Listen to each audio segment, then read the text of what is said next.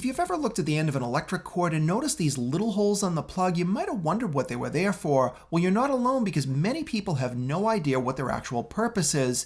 And in this video, I'm going to tell you why the holes are there, why they were put there in the first place, and get rid of some of the myths and wrong information about their actual use. How long have those holes even been there? So let's start with this appliance. This is an Italian Piselli iron. It's from the 60s, and at the end of the cord you can clearly see this thing has the holes, but the 1960s is not old enough. We want to see the first plug, the original invention, and to do that we've got to go back to 1913 and Harvey Hubbell. He patented the first universal plug that you see here, but it doesn't have the holes. But look closely because what it does have are these small indentions, and when you read the patent, these small indents were designed to help hold the plug in place so that it couldn't accidentally pull out. And this design was really good, so good in fact that other people ripped them off, and they couldn't copy it exactly, so they modified the plug slightly to use holes instead of the indentions. And a number of companies made these. Some had square holes, others had round, but Hubbell didn't like any of them, so he sued them all.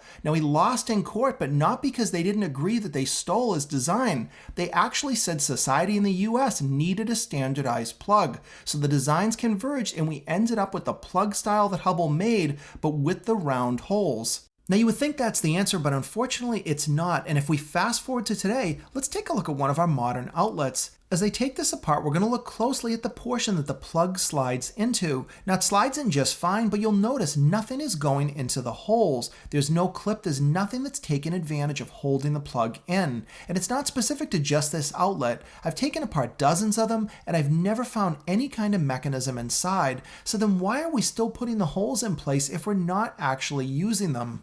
But you might have heard other reasons for the hole's existence, the first of which is they're there to provide a lockout. This could give some type of electrical safety or prevent someone using a device that wasn't supposed to. But we know that's not correct because electric lockout tags would not be seen until the late 1950s. Another popular myth is that the small amount of material from those holes could be used to support the war effort, but those holes were in existence in early 1900s where we were burning things like coal. We definitely weren't thinking about saving metal, and it was years before World War II.